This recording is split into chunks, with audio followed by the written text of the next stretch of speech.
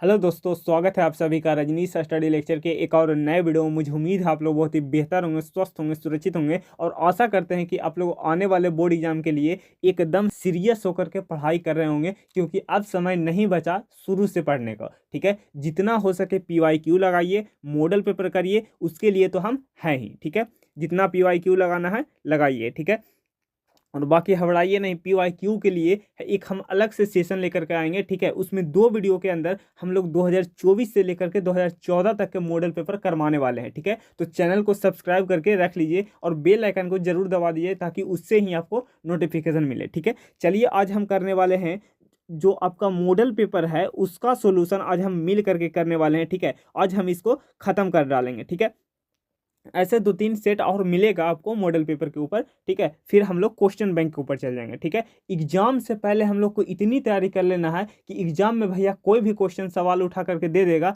तो हमसे ना बनने की गुंजाइश ही खत्म हो जाए। ठीक है, अब 2 हम आंसर देंगे। ठीक है, इतने तैयारी होना चाहिए, तब आप जाके आपके मम्मी पापा के नाम रोशन कर पाइएगा। ठीक है, चलिए स्टार्ट करते हैं पहला सवाल के ऊपर। बाकी आप लोग कमेंट बॉक्स में आंसर देते रहिएगा ताकि आपको पता चल सके कि आपकी तैयारी कैसा है। देखिए पहला सवाल ये रहा, चलिए करिए इस सवाल को। कहता है कि विद्युत द्विध्रुव आघूर्ण एक सदिश राशि है। आप सभी जानते हैं कि विद्युत द्विध्रुव आघूर्ण एक सदिश राशि है। ठीक है, तो उसकी दिशा क्या होगी वो आपसे पूछ रहा है। ठीक है, इसका करेक्ट आंसर कौन सा हो जाएगा वो आपको बताना है। बताइए इसका करेक्ट आंसर कौन सा हो जाएगा। विद्युत द्विध्रुव एक सदिश राशि है जिसकी दिशा होती है। देखिए पहले हम लोग समझते हैं कि विद्युत द्विध्रुव आघूर्ण होता क्या है। देखिए ये कोई आवेश है, मान लीजिए ये पॉजिटिव आवेश है। ठीक है, और ये कोई आवेश है, इसको मान लेते हैं निगेटिव आवेश है। ठीक है, इस प्रकार से होता है विद्युत द्विध्रुव। और बीच के दूरी, ठीक है, 2L मान लेते हैं। ठीक है, तो ये होता है विद्युत द्विध्रुव आघूर्ण। अब इसको परिभाषित कैसे करते हैं, अब देखिए विद्युत द्विध्रुव के कोई एक आवेश को उसके बीच की दूरी के गुणनफल, ये कहलाता है विद्युत द्विध्रुव आघूर्ण। क्या कहलाता है? विद्युत द्विध्रुव आघूर्ण। ठीक है, देखिए इसको हम लोग P से प्रदर्शित करते हैं, तो P वेक्टर बराबर, देखिए विद्युत द्विध्रुव के कोई एक आवेश को आप ले लीजिए, जैसे हम मान लेते हैं प्लस आवेश को ले लेते हैं। ठीक है, उसके बीच के दूरी के गुणनफल, उसके बीच के दूरी के गुणनफल, ये होता है विद्युत द्विध्रुव आघूर्ण। ये होता है विद्युत द्विध्रुव आघूर्ण। ठीक है, ये हो गया। अब देखिए इसकी दिशा की अगर बात करते हैं, दिशा की बात करते हैं, तो इसकी जो दिशा होता है वो माइनस से प्लस की ओर होता है। किधर की ओर होता है? इसकी जो दिशा होता है वो कहाँ होता है? माइनस से प्लस की तरफ होता है। माइनस से प्लस की तरफ होता है इस P वेक्टर की दिशा। माइनस से प्लस की तरफ होता है V वेक्टर की दिशा। यानी ऑप्शन नंबर कौन सा हो जाएगा? ऋण से धनावेश की ओर। ऑप्शन नंबर कौन सा? ऑप्शन नंबर डी हमारा राइट आंसर हो जाएगा। ऑप्शन नंबर डी हमारा राइट आंसर हो जाएगा। ठीक है, अब देखिए बात करते हैं इसके एडवांस बात। ठीक है, क्योंकि हमने कहा है कि अगर हम 15 सवाल करवाएंगे तो आपको ये नहीं लगेगा कि हमने सिर्फ 15 सवाल किए, नहीं, आपको ये लगेगा कि अगर हमने 15 सवाल किए तो उससे अगर 30 सवाल आ जाए तो हम उतना करने का क्षमता रखते हैं। ठीक है, तो इसके डिटेल बात करते हैं। देखिए पहला अगर हम बात करेंगे विद्युत द्विध्रुव आघूर्ण का एसआई मात्रक। हाँ, विद्युत द्विध्रुव आघूर्ण का एसआई मात्रक क्या हो जाएगा? अब देखिए आवेश है तो आवेश का ऐसे मात्रक क्या होता है? कूलाम होता है। देखिए दूरी है, दूरी का ऐसे मात्रक क्या होता है? मीटर। तो ये हो जाएगा कूलाम मीटर। ये हो जाएगा इसका एसआई मात्रक। ये हो जाएगा इसका ऐसे मात्रक कूलाम मीटर। ठीक है, अब बात करते हैं हम लोग बीमा के ऊपर। ठीक है, अब बात करते हैं हम लोग बीमा के ऊपर। ठीक है, बीमा कैसे निकालते हैं? देखिए कूलाम का क्या होता है? 80। ठीक है, और मीटर का क्या होता है? L। तो इसका बीमा क्या हो जाएगा? ATL। ठीक है, ये हो जाएगा हमारा विद्युत द्विध्रुव आघूर्ण का बीमा। ठीक है, और कौन सी राशि है ये आपको सवाल में ही क्लियर कर दिया गया है कि कैसा राशि है? सदिश राशि है। तो उसका दिशा कहाँ होता है? माइनस से प्लस की ओर। ये सवाल हमने कर लिया। ठीक है, इसमें कोई दिक्कत, कोई भी प्रॉब्लम होगा तो कमेंट करिएगा। चलिए आगे बढ़ते हैं, नेक्स्ट सवाल आपको दिखाते हैं कि किस प्रकार का है। चलिए अगला सवाल चलते हैं। देखिए सेकंड नंबर सवाल देखिए, कहता है कि वैद्युत क्षेत्र की तीव्रता का मात्रक होता है। वैद्युत क्षेत्र की तीव्रता का एसआई मात्रक क्या होता है जो आपको बताना है। पहले समझिए कि विद्युत क्षेत्र होता क्या है। देखिए विद्युत क्षेत्र क्या होता है भैया? विद्युत क्षेत्र होता है एकांक आवेश के ऊपर जो लगने वाला बल होता है, जो लगने वाला फोर्स होता है, ये कहलाता है हमारा विद्युत क्षेत्र, ये कहलाता है हमारा विद्युत क्षेत्र। ठीक है, ये सूत्र आपको याद हो गया। ठीक है, कैसे परिभाषा लिखिएगा, एकांक आवेश के ऊपर जो लगने वाला फोर्स होता है वो कहलाता है हमारा विद्युत क्षेत्र की तीव्रता। अगर हम बात करें इसके एसआई मात्रक के ऊपर, ठीक है, एसआई मात्रक के ऊपर, एसआई मात्रक, ठीक है, क्या हो जाएगा, एसआई मात्रक क्या हो जाएगा। अब देखिए फोर्स का क्या होता है, न्यूटन, ठीक है, और आवेश का एसआई मात्रक क्या होता है, कूलाम, यानी कि न्यूटन पर कूलाम, यानी ऑप्शन कौन सा करेक्ट हो जाएगा, तो न्यूटन पर कूलाम, ऑप्शन नंबर ए हमारा राइट आंसर हो जाएगा, ये हो जाएगा हमारा आंसर। ठीक है, इतना तक कंप्लीट है। अब देखिए इसका एक और मात्रक होता है, जो विद्युत क्षेत्र का इसका एक और मात्रक होता है, वो क्या होता है, देखिए एक फॉर्मूला पढ़े होंगे, ई बराबर माइनस का डीवी बटा डी एक्स, माइनस को नहीं ले रहे हैं क्योंकि हमको दिशा नहीं पता है। ठीक है, अब देखिए डीवी बटा डी एक्स, इसको बोल सकते हैं वोल्ट। डीवी क्या है, विभवांतर, तो विभवांतर का ऐसा मात्रक क्या हो जाएगा, वोल्ट। अब देखिए नीचे क्या है, डी एक्स क्या है, दूरी है, तो दूरी का ऐसा मात्रक क्या होता है, मीटर, तो ये हो जाएगा वोल्ट पर मीटर। ये भी होता है जो विद्युत क्षेत्र का ही मात्रक होता है। ठीक है, दो बात क्लियर हुआ। अब तीसरा बात, भैया इसका बीमा क्या होता है, इसका बीमा देखिए, इसका बीमा कैसे निकालते हैं, जो देखिए यहाँ है विभवांतर। अब देखिए विभवांतर है तो विभवांतर का बीमीय सूत्र क्या होता है, विभवांतर का बीमीय सूत्र हमने कई बार बता रखा है कि विभवांतर का बीमीय सूत्र क्या होता है। ठीक है, आप लोग पहले पिछले लेक्चर को देखिए फिर आइए यहाँ पर। ठीक है, हमने जितना भी क्वेश्चन करवा रखा है पीछे, जितना भी हम लोग, ठीक है, सेट बाय सेट करवा रखा है, उसको पहले देखिए फिर यहाँ पर आइए। ठीक है, देखिए क्या होता है विभवांतर का, विभव का बीमा क्या होता है, ML 2 T-3 A-1, ये होता है विभव का बीमा। अब देखिए मीटर का क्या हो जाएगा, L, तो इसको L लिख देते हैं। ठीक है, अब देखिए कंबाइन करके लिखें तो ये हो जाएगा M। अब देखिए ये जो L है वो नीचे 1 है, ऊपर जाएगा तो क्या हो जाएगा, माइनस का 1 हो जाएगा। ठीक है, 2 में से 1 घट जाएगा तो 1 ही तो आएगा, तो ये हो जाएगा ML T-3 A-1, ये हो जाएगा इसका बीमा, ये हो जाएगा इसका बीमीय सूत्र। ठीक है, और कौन सी राशि है, ये तो विद्युत क्षेत्र कौन सी राशि है, ये एक कैसा राशि है, तो ये एक सदिश राशि है। कैसा राशि है, सदिश राशि है। ठीक है, इसकी दिशा कैसे निकालते हैं, इसकी दिशा निर्भर करता है आवेश के ऊपर कि कौन सा आवेश है। अगर पॉजिटिव आवेश है तो निकलेगा, ठीक है, और अगर बाहर की ओर होगा, और अगर निगेटिव आवेश है तो अंदर की ओर होगा। क्लियर है, चलिए अब अगले सवाल के ऊपर चलते हैं। देखिए थर्ड सवाल कहता है एक कूलाम आवेश में इलेक्ट्रॉनों की संख्या होगा, एक कूलाम आवेश में इलेक्ट्रॉनों की संख्या क्या होगा, जो आपको बताना है। बताइए करेक्ट ऑप्शन कौन सा हो जाएगा, इसको कैसे निकालेंगे। देखो हमको क्या पूछ रहा है, हमको पूछा जा रहा है कि इलेक्ट्रॉनों की संख्या आपको बताना है। तो आप लोग आवेश के क्वांटमीकरण से फॉर्मूला पढ़े हैं, Q बराबर N इंटू ई, Q बराबर N इंटू ई। N क्या होता है, इलेक्ट्रॉनों की संख्या, तो हमें वही तो चाहिए, तो ये हो जाएगा Q बटा ई। आवेश कितना दे रखा है, 1 कूलाम। इलेक्ट्रॉन पर आवेश कितना होता है, 1.6 इंटू 10⁻⁻⁹ कूलाम। ठीक है, और जब इसको सॉल्व करिएगा तो ये आ जाएगा 6.25 इंटू 10⁻18 जो कि ऑप्शन नंबर बी में है। ये हमारा बी ऑप्शन करेक्ट हो जाएगा, ऑप्शन नंबर बी हमारा करेक्ट आंसर हो जाएगा, ये हमारा फाइनल आंसर हो गया। ठीक है, चलिए अगले सवाल के ऊपर चलते हैं। ये रहा अगला सवाल। देखिए क्वेश्चन नंबर पर आप मत जाइएगा, ठीक है, जो सवाल है उसको पढ़िएगा, ठीक है, क्योंकि क्वेश्चन नंबर अलट पलट हो रखा है। ठीक है, देखिए वोल्ट मीटर का मात्रक होता है, वोल्ट पर मीटर किसका मात्रक होता है। अभी अभी हम बताए हैं कि वोल्ट पर मीटर किसका मात्रक होता है, वोल्ट पर मीटर किसका मात्रक होता है। ठीक है, इसीलिए कहते हैं कि अगर एक टॉपिक कर लेते हैं तो उससे अगर कोई भी क्वेश्चन आए आप लोग आराम से कर लीजिएगा। ठीक है, तो अभी अभी हम बताए हैं पिछले क्वेश्चन के ऊपर कि वोल्ट पर मीटर किसका मात्रक होता है। देखिए ई बराबर होता है माइनस का डीवी बटा डी एक्स। ठीक है, अभी हम विद्युत क्षेत्र में पढ़ाए हैं। ठीक है, देखिए ई बराबर माइनस का डीवी बटा डी एक्स। अब देखिए ये क्या है, ये है भैया विभव, तो विभव का ऐसा मात्रक क्या होता है, वोल्ट। ये क्या है भैया, दूरी, दूरी का ऐसा मात्रक क्या होता है, मीटर। तो ये हो जाएगा वोल्ट पर मीटर। वोल्ट पर मीटर किसका मात्रक होता है भैया, विद्युत क्षेत्र का। किसका मात्रक होता है, विद्युत क्षेत्र का।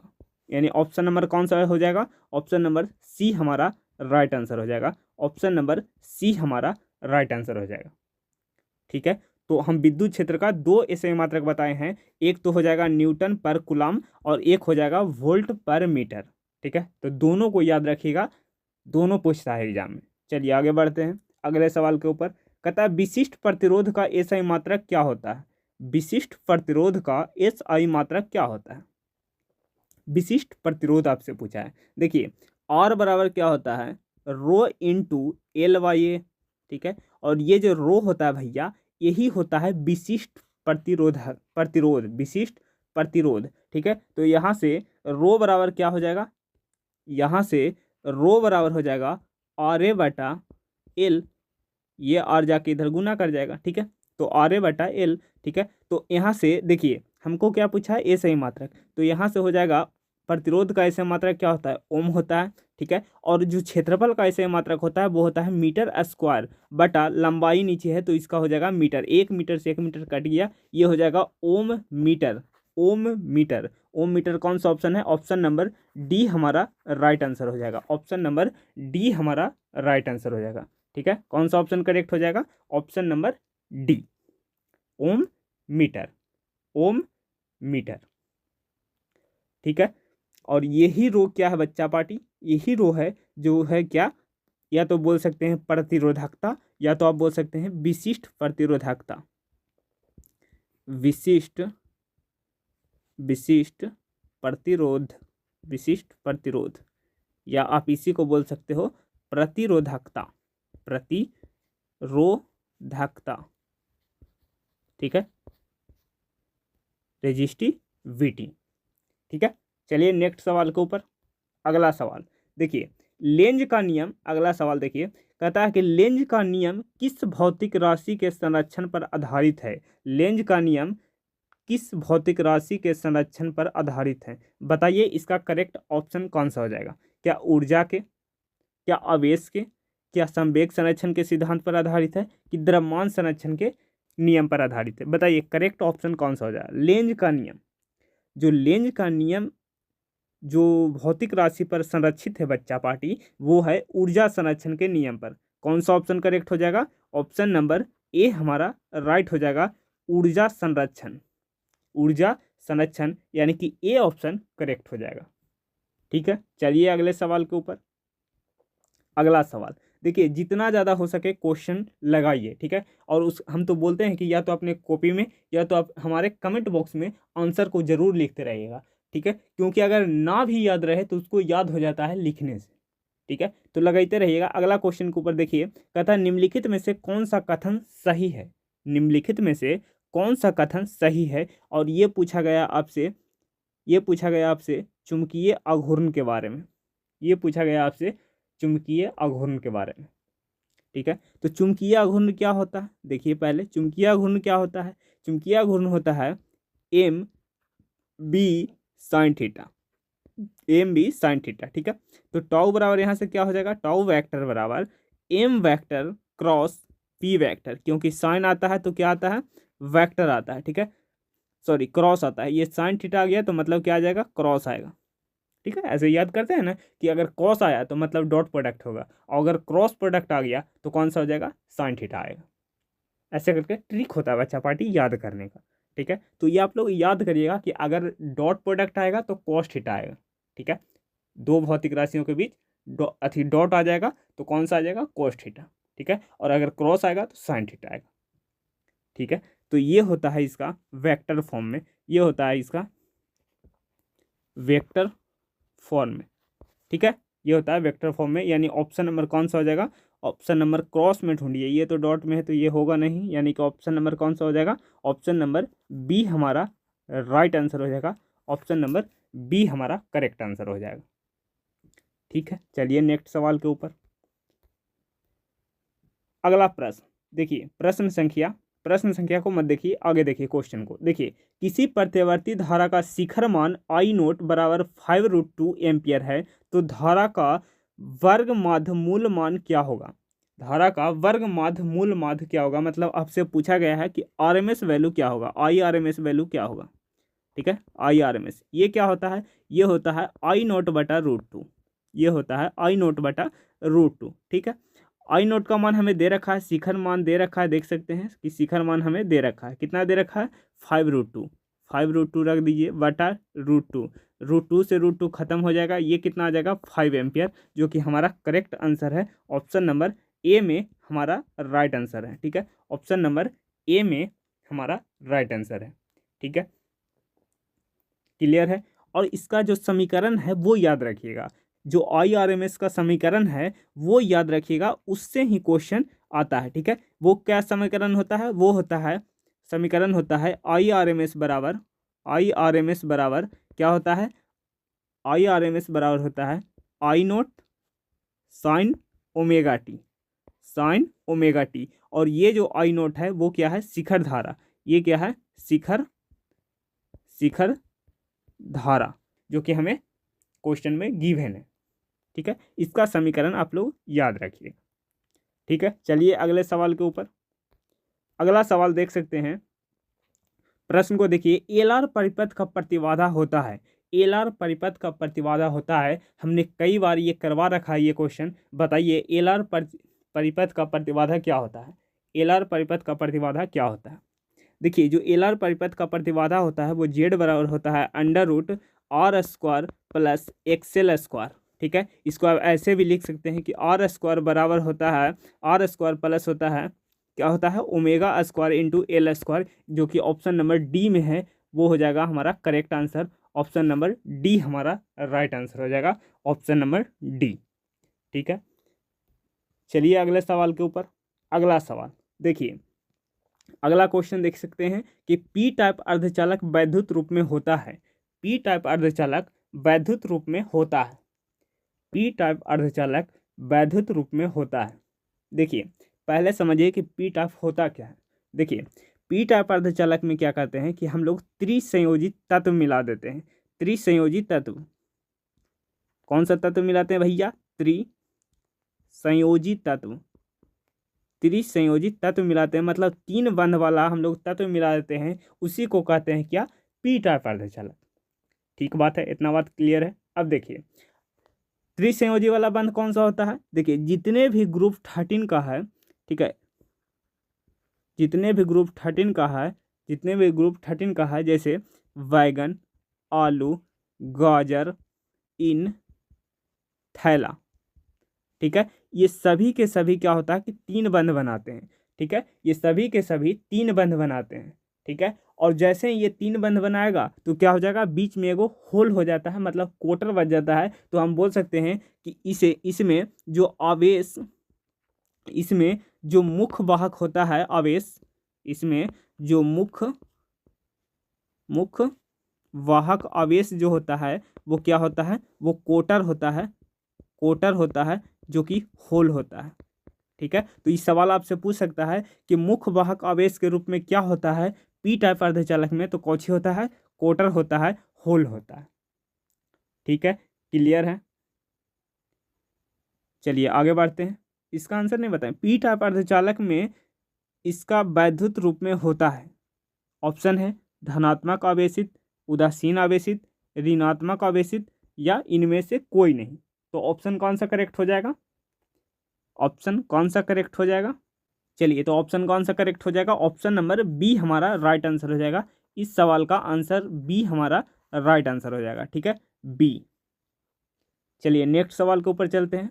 इतना जानकारी होना चाहिए, इतना बेसिक बात है पी टाइप अर्धचालक के बारे में। ठीक है, और पी टाइप अर्धचालक और एन टाइप अर्धचालक को तो पढ़ करके जाइएगा। ठीक है, चलिए अगले सवाल। अगला सवाल, जर्मेनियम डायोड का प्राचीर विभव होता है, जर्मेनियम डायोड का प्राचीर विभव क्या होता है? ये आपको बताना है। क्या 0.1 वोल्ट होता है, क्या 0.3 वोल्ट होता है, कि 0.5 वोल्ट होता है, या 0.7 वोल्ट होता है? बताइए करेक्ट ऑप्शन कौन सा हो जाएगा? ठीक है, करेक्ट ऑप्शन कौन सा हो जाएगा? तो जर्मेनियम डायोड का जो प्राचीर विभव होता है वो कितना होता है 0.3 वोल्ट, यानी कि ऑप्शन नंबर कौन सा हो जाएगा, ऑप्शन नंबर बी हमारा राइट आंसर हो जाएगा 0.3 वोल्ट। ठीक है, ये हमारा आंसर हो जाएगा 0.3 वोल्ट। क्लियर है। चलिए नेक्स्ट सवाल के ऊपर, अगला सवाल। चलिए अगला सवाल देखा जाए। प्रश्न, अगला प्रश्न देखिए, सूर्य का विकिरण का ऊर्जा का स्रोत है, सूर्य की विकिरण ऊर्जा का स्रोत है, ये है नाभिकीय संलयन, ये है नाभिकीय संलयन। तो ऑप्शन नंबर कौन सा हो जाएगा, ऑप्शन नंबर डी हमारा राइट आंसर हो जाएगा, ऑप्शन नंबर डी नाभिकीय संलयन। चलिए आगे बढ़ते हैं, अगला सवाल ये है। ठीक है, अगला सवाल कहता है ब्रूस्टर का नियम होता है, ब्रूस्टर का नियम क्या होता है, म्यू बराबर क्या होता है tan IP।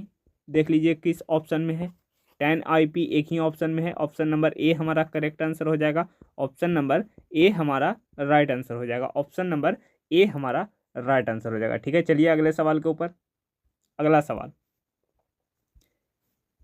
अगला सवाल, अगला सवाल इंपॉर्टेंट भी है, इस सवाल को करिए क्योंकि ऐसा सवाल बहुत पूछा जाता है आपके एग्जाम में।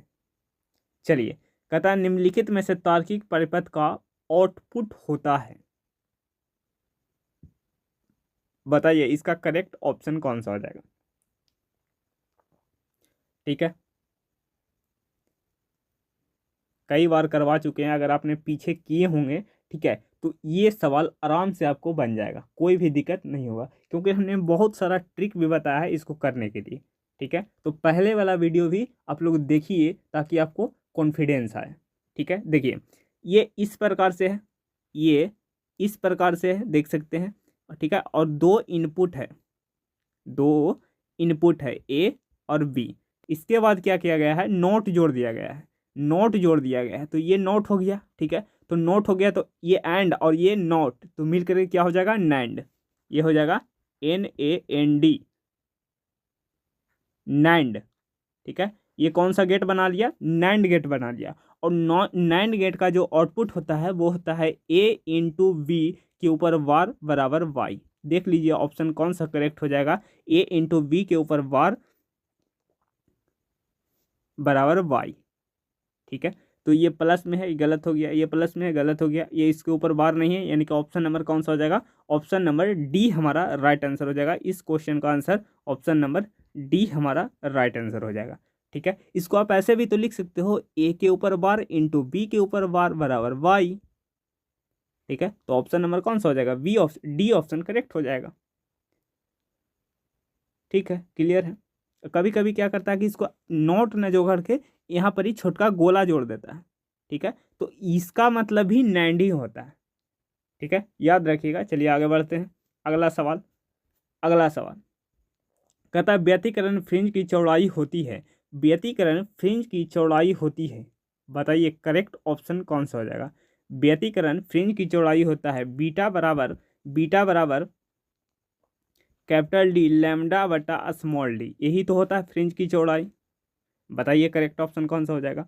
पहला क्या कर रहा है कि तरंगधर के समानुपाती होता है, जो फ्रिंज की चौड़ाई होता है वो तरंगधर के समानुपाती होता है।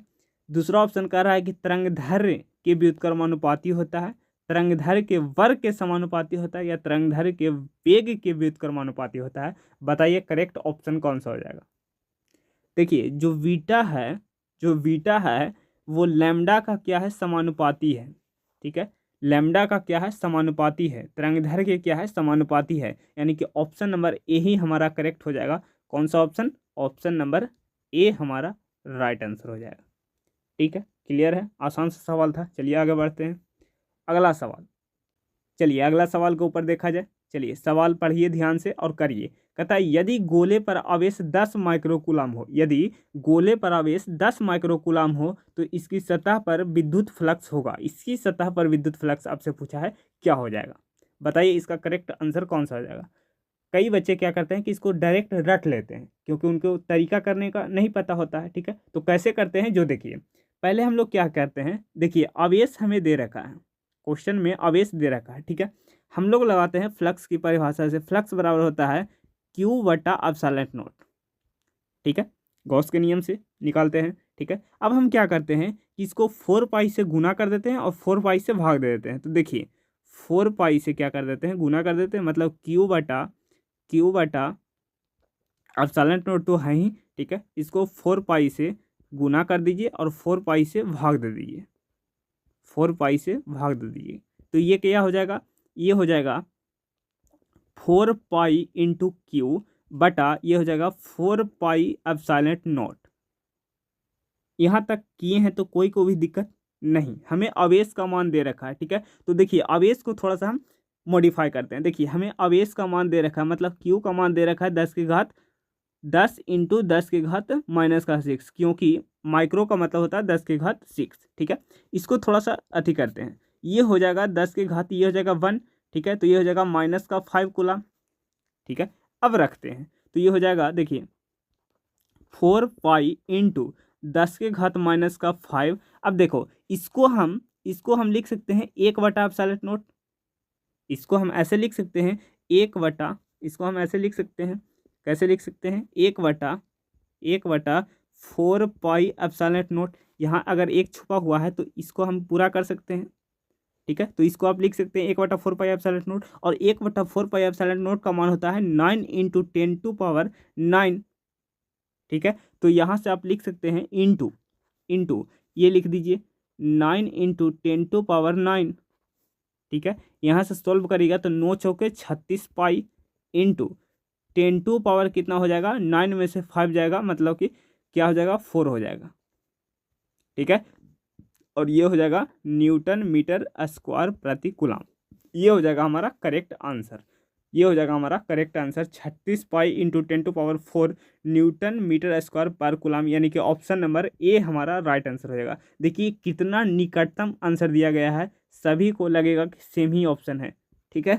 तो हमने निकालना अगर सीख लिए तो कोई भी ऑप्शन दे, कोई भी क्वेश्चन पलट के दे, हम बना देंगे, ठीक है। तो देखिए ऑप्शन नंबर कौन सा हो जाएगा, ऑप्शन नंबर ए हमारा करेक्ट आंसर हो जाएगा, ऑप्शन नंबर ए, ठीक है। समझ में आ गया क्वेश्चन, चलिए आगे बढ़ते हैं। अगला सवाल देखा जाए, ये 5 मार्क्स का क्वेश्चन है बालक, ये कितने मार्क्स का क्वेश्चन है, 5 मार्क्स का क्वेश्चन है, ठीक है। पढ़िए, कहता है गॉस के प्रमेय को लिखें। पहले तो आपको लिखना है गॉस का प्रमेय क्या होता है, ठीक है। उसको सिद्ध करें, पहले आपको सिद्ध करना है, ठीक है। पहले क्या करना है आपको, फर्स्ट में क्या करना है, गॉस को प्रमेय को लिखना है, गॉस प्रमेय को लिखना है। दूसरा क्या करना है, आपको सिद्ध करना है, ठीक है। कैसे क्वेश्चन बनाया जाता है ये आपको बता रहे हैं, ठीक है। फिर कह रहा है कि एक आवेशित धातु चालक के निकट बिंदु पर विद्युत क्षेत्र की गणना करें। एक आवेशित धातु है, एक आवेशित धातु है, ठीक है, एक आवेशित धातु है, उसके कारण आपको विद्युत क्षेत्र की गणना करना है, ठीक है। तो एक सवाल में 3 सवाल आपको करने के लिए दिया गया है, जो कि आपको 5 मार्क्स का दिला करके जाएगा, ठीक है। अब ये कैसे करिएगा, देखिए इसके लिए आपको क्या करना पड़ेगा, हमारे डिस्क्रिप्शन बॉक्स में जाना है, ठीक है। डिस्क्रिप्शन बॉक्स में जाना है, डिस्क्रिप्शन बॉक्स में जाना है, ठीक है। उसमें एक लिंक दिया होगा कंप्लीट 12th फिजिक्स इलेक्ट्रोस्टैटिक्स का, ठीक है, इलेक्ट्रोस्टैटिक्स का,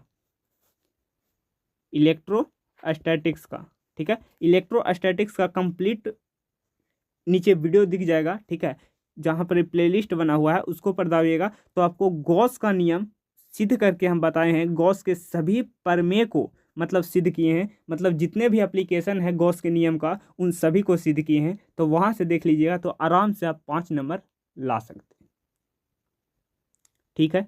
क्लियर है, आपको कहाँ जाना है, पहले तो डिस्क्रिप्शन बॉक्स में जाना है, वहाँ से प्लेलिस्ट एक मिलेगा कंप्लीट इलेक्ट्रोस्टैटिक का, वहाँ से आपको क्लिक करके वीडियो को देखना है, ठीक है। या तो आप डायरेक्ट जाके मारिएगा गॉस के नियम, ठीक है, गॉस के नियम बाय रजनीश कुमार, ठीक है, बाय रजनीश कुमार, ठीक है, आपको वीडियो दिख जाएगा। चलिए आगे बढ़ते हैं अगले सवाल के ऊपर, ठीक है। ये हमने बताया करने का तरीका कि कैसे आप लोग करना है। इसमें 3 सवाल था जिसमें 5 नंबर का दिया गया था, ठीक है। ये तीनों सवाल को आपको सिस्टमैटिक ढंग से करना है, ठीक है। चलिए आगे बढ़ते हैं अगले सवाल के ऊपर। अगला सवाल देखिए, अगला सवाल देखिए, ये 2 मार्क्स का क्वेश्चन है। कितने मार्क्स का, 2 मार्क्स का क्वेश्चन है, ठीक है। ध्यान से पढ़िएगा। ट्रांसफार्मर के ऊर्जा क्षय को नामांकित करें। ट्रांसफार्मर के ऊर्जा क्षय को नामांकित करें। आपको याद होगा कि ऊर्जा क्षय के कितना है, ट्रांसफार्मर के 4 गो है, ठीक है, चारों को आपको लिखना है। आंसर देख लीजिए, ठीक है, आंसर देख लीजिए। देखिए उत्तर ऐसे करके लिख देना है, फिर उसके बाद ट्रांसफार्मर के ऊर्जा क्षेत्र लिखना है, ठीक है। कौन कौन से है, पहला है ताम्र क्षय, दूसरा है लौह क्षय, तीसरा है फ्लक्स क्षरण, और चौथा क्या है, शैथिल ह्रास, या तो आप इसको बोलते हैं शैथिल क्षय, ठीक है। चलिए पढ़ते हैं। देखिए पहला क्या आता है, ताम्र क्षय। देखिए कॉपर लॉस कहता है प्राथमिक कुंडली एवं द्वितीय कुंडली के तार में धारा प्रवाहित होने पर उष्मा उत्पन्न हो जाता है। मतलब इस प्रकार से जो कुंडली होता है, ठीक है, इस प्रकार से जो कुंडली होता है, ठीक है, इस प्रकार से ये हो जाएगा N1 और ये हो जाएगा N2, ठीक है, ये हो जाएगा प्राथमिक कुंडली और ये हो जाएगा द्वितीय कुंडली, ठीक है। इसमें जो धारा प्रवाहित होता है, ठीक है, इसमें जो धारा प्रवाहित होता है, इसके कारण क्या होता है कि धारा प्रवाहित उष्मा उत्पन्न हो जाता है, ठीक है। इस प्रकार के विद्युत ऊर्जा का उष्मा में रूप में क्षय हो जाता है, विद्युत ऊर्जा का उष्मा के रूप में क्षय हो जाता है, जिसे ताम्र क्षय कहा जाता है, जिसे ताम्र क्षय कहा जाता है, ठीक है। पहला बात क्लियर है। दूसरा देखिए लौह क्षय, दूसरा देखिए लौह क्षय, देखिए दूसरा लौह क्षय। देखिए आयरन लॉस कहता ट्रांसफार्मर के क्रोड में, यही जो क्रोड है ये बना हुआ, ट्रांसफार्मर के क्रोड में फ्लक्स में परिवर्तन के कारण भावर धारा ईडी करंट उत्पन्न हो जाता है, मतलब प्रेरित होता है, जिससे कि विद्युत ऊर्जा का क्षय होता है। इसे लौह क्षय तथा इसे कम करने के लिए क्रोड पत्तेदार बनाया जाता है। इसको कम करने के लिए कौन सा क्रोड बनाया जाता है, कैसा बनाया जाता है, पत्तेदार। आप देख सकते हैं कि ट्रांसफार्मर में पत्ती पत्ती टाइप का रहता है, तो इसके लिए बनाया जाता है लौह क्षय के लिए, कि आयरन लॉस ना हो, ठीक है। चलिए अगला, अगला के ऊपर देखिए फ्लक्स क्षरण, फ्लक्स क्षरण। देखिए कहता है प्राथमिक एवं द्वितीय कुंडली के संबंध चुंबकीय क्षेत्र रेखाएं पूर्णतः क्रोड से ना जाकर का अंशतः वायु से होकर भी जाते हैं। जो फ्लक्स होता है वो क्रोड से ना होकर के वायु में चले जाते हैं, जिसके कारण ये फ्लक्स क्षरण देखने को मिलता है, ठीक है। अगला देखते हैं शैथिल क्षय क्या होता है। देखिए कुंडली के प्रत्यावर्ती धारा में, सुनिएगा क्योंकि आपको कम दिख रहा होगा, ठीक है। कुंडली के प्रत्यावर्ती धारा के प्रवाह के कारण लौह क्रोड चुंबकन चक्र मैग्नेटिज्म साइकिल से गुजरता है तथा प्रत्येक पूर्ण चक्र में ऊर्जा क्षय होता है, जिसे शैथिल क्षय कहते हैं। इस क्षय को कम करने के लिए सिलिकॉन लोहा क्रोड का व्यवहार किया जाता है। ये पूछा जाएगा आपसे ऑब्जेक्टिव में कि शैथिल ह्रास के लिए, ठीक है, किसका व्यवहार किया जाता है, तो सिलिकॉन लोहा का, ठीक है, कम करने के लिए, ठीक है, सिलिकॉन लोहा के क्रोड का व्यवहार किया जाता है, क्योंकि इसका शैथिल रूप पतला होता है और ऊर्जा क्षय होने पर आधुनिक ट्रांसफार्मरों में 90% तक की दक्षता इफिशियंसी प्राप्त होता है, ये होता है, ठीक है। तो इतना अच्छा से लिखते हैं तो आपको आराम से 2 मार्क्स मिल जाएगा, आराम से 2 मार्क्स मिल जाएगा, ठीक है। तो उम्मीद करते हैं कि यहाँ तक सभी क्वेश्चन आपको समझ में आ गया होगा, ठीक है। जो हमने कहा था वो हमने किया, क्योंकि अगर हमने 15 सवाल किए हैं तो आपको लगा होगा कि हम लोग 30 सवाल आराम से कर लिए होंगे, ठीक है। तो अगर यहाँ से कई क्वेश्चन आते हैं तो आप लोग आराम से कर लीजिएगा। जैसे आपसे विद्युत क्षेत्र पूछ दे, ठीक है, तो विद्युत क्षेत्र के बारे में तो हम लोग सारी चीज़ बता दिए हैं, तो आराम से पढ़ लीजिएगा, ठीक है। और हम लोग बहुत जल्द क्वेश्चन बैंक सोल्यूशन लाने वाले हैं, तो चैनल को सब्सक्राइब कर लीजिए, ठीक है, बेल आइकन को दबा दीजिए ताकि आपको नोटिफिकेशन मिलता रहे, ठीक है। हम लोग 2 वीडियो में लाने वाले हैं, एक तो 2024 से लेकर के 2014 तक पूरे PYQ को करने वाले हैं, ठीक है। तो अगर वीडियो पसंद आए तो वीडियो को लाइक करिएगा, चैनल को सब्सक्राइब करिएगा, और अगर अच्छा लगे तो वीडियो को शेयर जरूर करिएगा अपने दोस्तों के यहाँ। चलिए मिलते हैं अगले वीडियो में, तब तक के लिए बाय बाय, टेक केयर, जय हिंद।